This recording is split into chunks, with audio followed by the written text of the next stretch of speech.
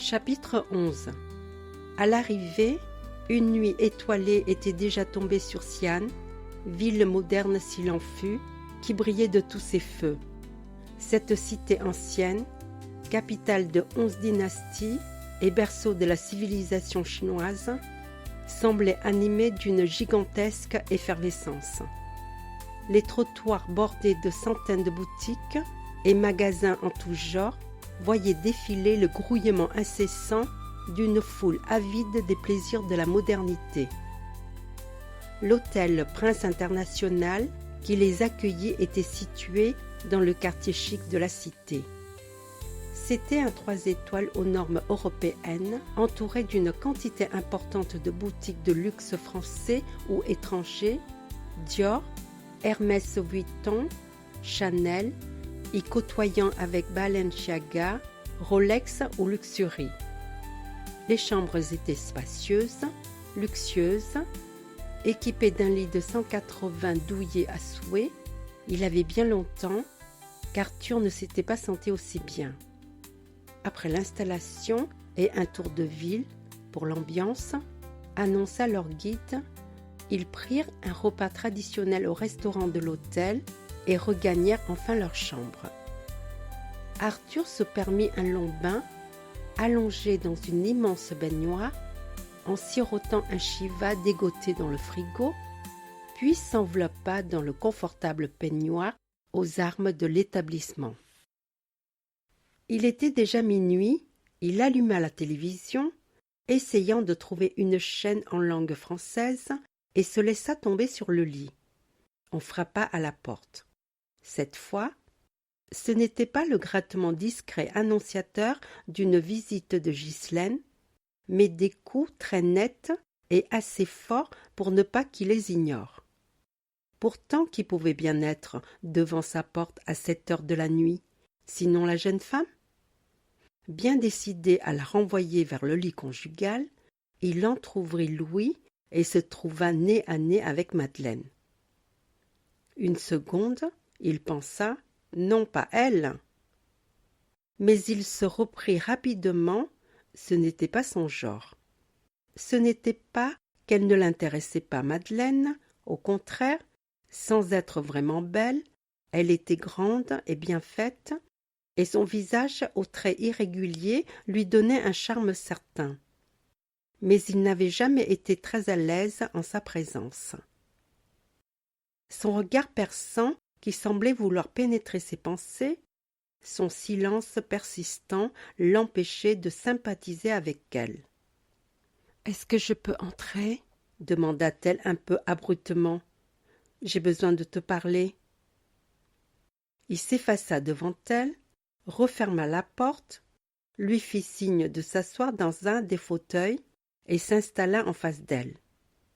« Je pense que tu sais ce que je fais dans la vie, » dit-elle sans préambule. « Pas vraiment. Je crois avoir entendu parler de cartomancienne, tireuse de cartes ou quelque chose d'approchant. C'est tout ce que je sais. Je préfère dire médium. Enfin, peu importe le nom qu'on donne à mon activité. J'ai une certaine notoriété et quelques bonnes références de succès. Et en quoi suis-je concernée par tes prévisions? J'y viens en te précisant, en préambule, que j'ai nulle intention de te faire la morale et que tu mènes ta vie comme tu l'entends. Ce n'est pas parce que tu as séduit la petite hôtesse de l'air, mis Ghislaine dans ton lit, et sans doute bientôt Siahe, et peut-être d'autres qui te tournent autour. Il l'interrompit brusquement. « S'il te plaît, laisse Sia en dehors de ça. C'est une fille bien, heureuse en ménage, et qui n'a aucune intention de coucher avec moi. D'ailleurs, elle s'est confiée à moi dans l'avion, et je n'ai aucune raison de lui prêter des intentions à mon égard. » Tu me sembles bien naïf pour un séducteur. Arthur, ton noix blanche ne t'a pas quitté des yeux quand tu t'es endormi. Et quel regard! Une femme ne s'y trompe pas. Pense ce que tu veux, mais qu'est-ce que tout cela a à voir avec ta visite ?» À cet instant, elle se leva, commença à faire les 100 pas, emmitouflée dans une des robes de chambre aux armes de l'hôtel. « Depuis la première fois que je t'ai rencontré à l'agence, j'ai été effrayée par les ondes maléfiques qui t'entouraient. Aujourd'hui encore, je les sens irradier autour de toi. Tu ne te rends sans doute pas compte, mais non seulement tu mets en danger celle que tu côtoies, mais aussi ta propre existence. » Elle le regardait droit dans les yeux et semblait sincère et convaincue de la véracité de ce qu'elle avançait. Mais Arthur, s'il voulait bien adhérer à un éventuel coup de foudre, ou quel que soit le nom qu'on lui donne, était imperméable au mystère de la chiromancie. Aussi, il était bien décidé à ne pas se laisser envahir par les théories fumeuses de Madeleine. Elle s'était arrêtée à quelques centimètres du grand lit, il sourit, et une pensée désopilante l'envahit. Il s'approcha lentement et ouvrit son peignoir d'un geste vif. Elle était totalement nue. Elle ne le quittait pas des yeux, et il devinait, traversant son regard, un étrange mélange de peur et de désir. Elle resta pétrifiée, sans dire un mot, quand il prit ses seins à pleines mains. Alors, elle baissa les paupières et se laissa guider vers le nirvana. Elle partit très vite, sans faire de commentaires, et quand ils se retrouvèrent tous ensemble à la table du déjeuner, il eut l'impression qu'il n'y avait rien de changé, que rien ne s'était passé au cours de cette étrange nuit, et qu'il avait tout simplement rêvé. Le jour suivant était une journée libre, consacrée à découvrir la ville. Il ne voulait pas donner l'impression qu'il snobait les autres membres du groupe, aussi il accepta sans déplaisir l'invitation, quand la famille Desplat lui proposa de se joindre à elle. La journée fut agréable et intéressante, la cité gardait de nombreux vestiges de sa longue histoire. Ils déjeunèrent à la terrasse d'un estaminet qui ne payait pas de mine, mais que la guide leur avait recommandé. L'ambiance y était sympathique et la nourriture excellente. À part quelques piques discrètes, toujours assénées avec humour par Juliette, et le sourire de Noémie qui les appréciait beaucoup, tout se passa pour le mieux. Albert le mari, gagné à être connu et sous des airs indifférents, il savait se montrer bon compagnon. Ils rentrèrent pour le déjeuner, fatigués mais satisfaits de leur périple. Tous les participants se retrouvèrent peu avant le dîner dans le hall de l'hôtel. Quelqu'un remarqua soudain que Jeanne manquait à l'appel. « Où est-elle passée ?» demanda Ghislaine. « Je ne sais pas exactement, » répondit Sia. « Mais elle m'a demandé où elle pourrait trouver un bon coiffeur ainsi que le meilleur endroit pour faire du shopping. » À l'instant même, tous les regards se fixèrent sur la véritable figure de mode qui venait vers eux. Oubliez le Souillon. Ainsi qu'Arthur l'avait surnommé dans sa tête, c'était une véritable métamorphose qui venait de surgir devant eux, bouleversant tous les a priori et les jugements hâtifs concernant la jeune femme.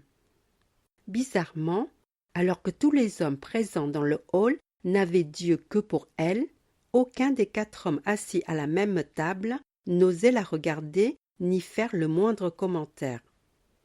Arthur ne faisait pas exception, car quelque chose au fond de lui faisait résonner une petite musique qui lui annonçait que des ennuis supplémentaires n'allaient pas tarder à survenir. Et cependant, ces 2 dernières conquêtes, et sans doute celles qui se profilaient dans un avenir proche, quand il évoquait la subite métamorphose de Jeanne, étrangement reliée à sa rencontre avec Sia, lui en avait beaucoup plus appris sur lui-même que les 2 années passées à assumer un projet de vengeance dont il se rendait compte aujourd'hui de l'inanité. S'il voulait être tout à fait honnête, il devait avouer qu'il y avait sans doute longtemps que sa frénésie amoureuse n'avait plus qu'un lointain rapport avec la trahison de Kiao. Leur dernière rencontre avait d'ailleurs confirmé la mort définitive de leur amour passé, et il savait désormais qu'il n'avait plus aucun motif de ressentiment à l'égard de Kiao. Cette constatation tardive lui dévoilait tout d'un coup que son appétence pour la gente féminine n'avait plus aucun rapport avec le désir de revanche, mais reflétait simplement une impulsion irrépressible, une forme satyriasis à posséder le plus de corps possible. En cette fin de soirée, alors qu'il se dirigeait vers l'ascenseur pour rejoindre sa chambre, se produisit un incident apparemment anodin qui allait lui poser plus de questions qu'il n'en avait jamais eu à résoudre. Siyahe était près de la cabine, discourant avec Madeleine et son mari. Quand la porte s'ouvrit, elle fit un pas de côté pour les laisser entrer les premiers. Par inadvertance, elle posa sa main sur le bras découvert d'Arthur. Ce fut comme si un courant électrique de 10 000 volts l'avait parcouru, une sensation impossible à décrire, générant une telle émotion qu'il eut la plus grande difficulté à exprimer le bonsoir qu'il voulait leur dédier quand il sortit à son étage. Il frissonnait de la tête aux pieds et tâtonna longtemps avant de réussir à ouvrir sa porte. Quand il se laissa choir sur son lit, complètement déboussolé, une seule pensée meublait son esprit. Non, non, ce n'est pas possible. Je ne vais quand même pas reproduire la même erreur et tomber amoureux de cette fille. Et pourtant, il lui fallait se rendre à l'évidence. Quelque chose venait de survenir dont il allait devoir tenir compte. Le ver était dans le fruit. Un nouveau piège s'ouvrait sous ses pas. Si, en toute mauvaise foi, et en dépit de sa découverte du contraire, il s'obstinait à en attribuer l'origine à la trahison de l'autre, Kiao, dont l'abandon l'aurait plus marqué qu'il ne l'avait imaginé, frappant son existence d'une trace indélébile, il commençait à comprendre qu'aujourd'hui il venait d'entrer dans un processus inédit dont il ignorait jusqu'où il le mènerait. Il devait réagir, cesser sur le champ de transférer ses sentiments sur cette femme, dont la ressemblance maléfique avec Kiao troublait ses pensées, au point d'y juxtaposer les deux images. Siyahe n'était pas la même personne. Son aspect physique n'était que la face visible de l'iceberg. Une apparence trompeuse, un mirage sous lequel se dissimulait une personnalité entièrement différente de toutes celles qu'il avait connues jusqu'alors. Il la sentait vulnérable, forte et fragile à la fois, et avait le devoir de ne pas tenter l'entraîner dans un univers qu'elle ne connaissait pas, dans lequel elle risquerait de se perdre à jamais. Elle ne serait d'ailleurs pas la seule à souffrir s'il se laissait enfermer dans les méandres d'un amour impossible. La seule échappatoire qu'il connaissait était de ne pas quitter le chemin qu'il fréquentait depuis des mois et de continuer à s'y perdre dans les plaisirs du sexe et l'exaltation de la victoire. La nuit fut loin d'être calme, son cerveau tournait et retournait, cherchant et cherchant encore un remède miraculeux qui mettrait fin à cette situation. Perdu dans ses pensées, il n'entendit rien de ce qui pouvait survenir au-delà de sa porte. Il n'apprit que plus tard, de la bouche même de Juliette, qu'elle avait croisé Ghislaine en pleine nuit dans les couloirs, avec, à n'en pas douter, un objectif commun, et que la discussion n'avait pas manqué de piquant. Le dimanche, un bref trajet en minibus les transporta vers une destination emblématique où il pourrait découvrir la célébrissime armée enterrée. Le site situé près du tumulus de Qin Shi Huangdi, le premier empereur de Chine, était renommé dans le monde entier et sa réputation n'était pas usurpée. Arthur prit le parti d'effectuer seul la visite du site. Il désirait parcourir les lieux à son rythme, sans être perturbé par quiconque.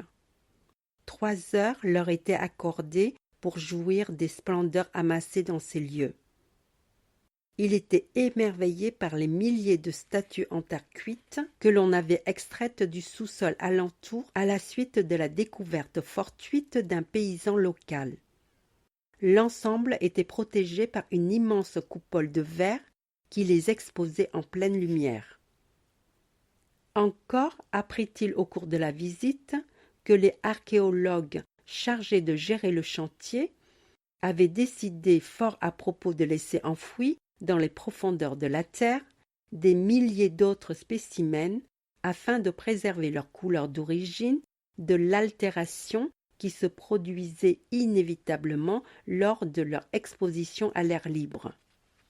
Chacune des statues, grandeur nature, immortalisant tous les corps de l'armée des souverains, accompagnée de chars attelés de chevaux plus vrais que nature, était représentée avec un visage différent, qui serait, disait la légende, la copie fidèle de celui de chacun des participants à l'édification. Le musée qui s'étalait dans le sous-sol du bâtiment retraçait les différentes étapes de la recherche et montrait une multitude d'objets s'y rapportant. Quand il eut terminé le tour complet de l'ensemble des salles, il lui restait encore une demi-heure avant leur regroupement à l'extérieur. Aussi, il remonta sur la plateforme qui surplombait l'armée de soldats et resta longtemps à les contempler. Soudain, une voix le fit sursauter. Juliette s'était accoudée près de lui et lui murmurait « C'est splendide, n'est-ce pas? Toutes ces merveilles n'ont pas d'équivalent ailleurs dans le monde. » Aucun doute, chacune de ces représentations est une véritable œuvre d'art, répondit Arthur enthousiaste. Ils évoquèrent les lieux qui leur avaient le plus parlé et les émotions ressenties au cours de la visite. Puis, il y eut un long silence et Juliette reprit la parole, mais cette fois sur un tout autre sujet, bien éloigné de ce qu'il venait d'observer. « Tu es un garçon étonnant, Arthur. Tu n'en as pas l'air comme ça, mais tu es un authentique séducteur. »« Ah non, pas toi !» répliqua Arthur. « Pour les leçons de morale, j'ai déjà donné. »« N'aie aucune crainte. Je ne me permettrai pas de te faire le moindre reproche. C'est simplement une constatation. Après l'hôtesse, Ghislaine, tu as même réussi à dégeler Madeleine. Quelle performance! Par ailleurs, je ne pense pas que notre charmante guide résistera encore longtemps. Et crois-moi, je suis sincère, je n'ai pas le moindre doute. Ce n'est un simple hasard si la chrysalide Jeanne s'est transformée en papillon. Heureusement que je suis trop vieille pour toi, car j'aurais eu très peur de succomber à mon tour. » Si Arthur avait encore eu quelques doutes sur les prévisions catastrophiques exprimées l'avant-veille par Madeleine, il se serait effacé sur l'instant. Il venait de se rendre compte qu'à son corps défendant, il était en train de semer une belle pagaille dans le groupe. Il ne savait pas trop quoi répondre. Aussi, pensant s'en tirer par une pirouette, il rétorqua un peu trop vite. « Tu devrais tout de même faire très attention, Juliette. Tu es une femme encore très séduisante. » Le visage de Juliette devint écarlate. Elle bredouilla un vague. « N'y compte surtout pas. D'ailleurs, tu n'es pas du tout mon genre. » Et s'éloigna d'un pas rapide. Une nouvelle fois, il avait été pris à son propre piège. il pressentait intuitivement que les paroles qu'avait énoncées Juliette n'étaient que la réaction un peu trop rapide à son embarras du moment. Elle aussi viendrait le retrouver demain ou un autre jour, et il serait incapable de la rejeter. Il ne savait trop ce que lui réservait l'avenir, pas plus qu'il ne parvenait à anticiper sur ce que serait la nuit qui allait venir. Quelle surprise lui était réservée?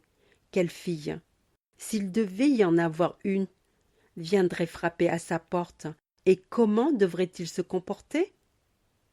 De toute façon, s'il lui restait une possibilité de se débarrasser du sentiment qu'il sentait monter en lui en pensant à Siahe, et qui peu à peu grignotait ses défenses, il ne connaissait qu'un remède: séduire et encore séduire jusqu'à l'écœurement.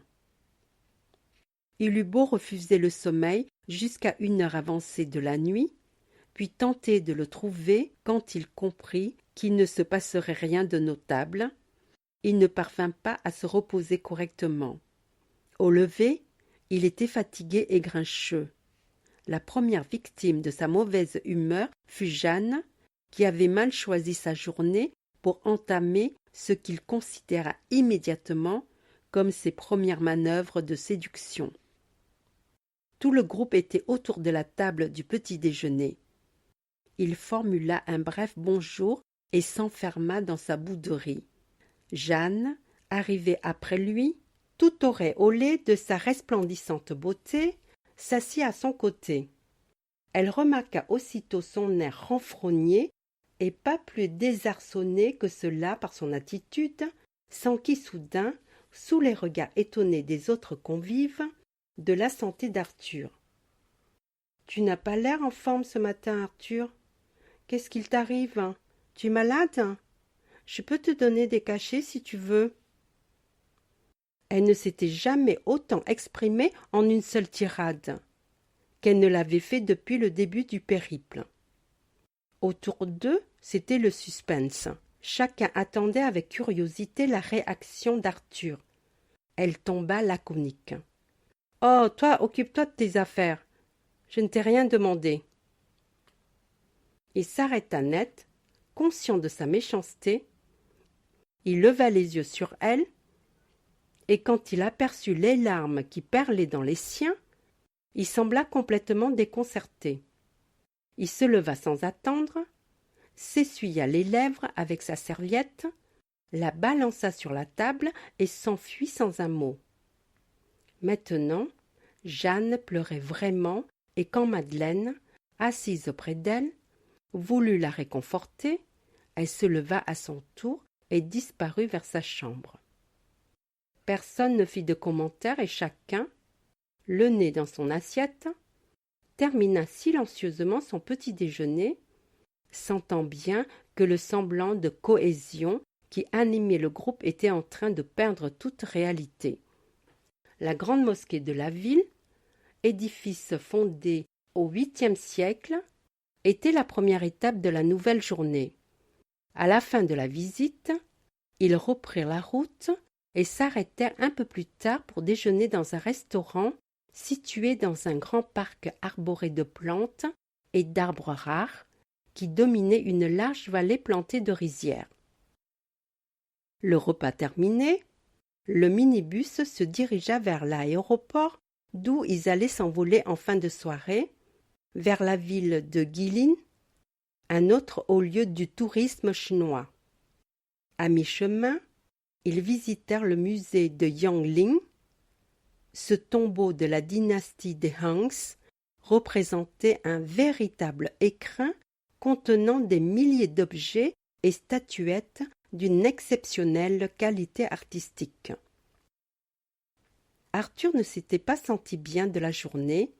Il regrettait sincèrement son impolitesse du matin. Il était également vexé de s'être donné un spectacle et n'avait cessé de se demander de quelle manière il pourrait se faire pardonner. Aussi, dès la montée dans l'avion, il s'était arrangé pour s'asseoir sur le siège à côté de celui de Jeanne. À aucun moment de la journée, elle ne l'avait regardé ni ne lui avait adressé la parole.